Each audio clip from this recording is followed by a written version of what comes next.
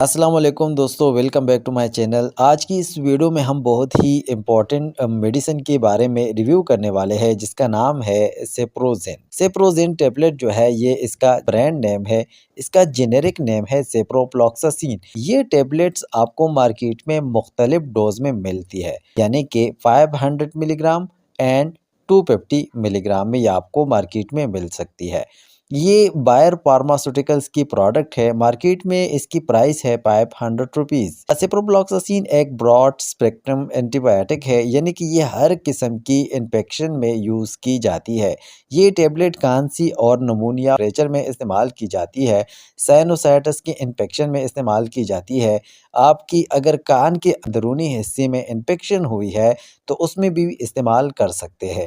अगर आपकी पेशाब की नाली में इन्फेक्शन है, स्किन इन्फेक्शन है, जेनिटल इन्फेक्शन है, इसके साथ-साथ और भी मुख्तलिफ बीमारियाँ ऐसी है कि उसमें भी आप इस्तेमाल कर सकते हैं। दोस्तों, इस टैबलेट को आपने इस्तेमाल कैसी करनी है, यानी कि खाने का तरीका क्या है? तो ये टैबलेट आपका अगर आपको नमूनिया हो गया है, तो नमूनिया में ये हफ्ते से लेके 10 दिन तक आप इस्तेमाल कर सकते हैं। जोड़ों में इन्फेक्शन है, तो उसमें भी हफ्ते से लेके 10 दिन तक इस्तेमाल की जाती है।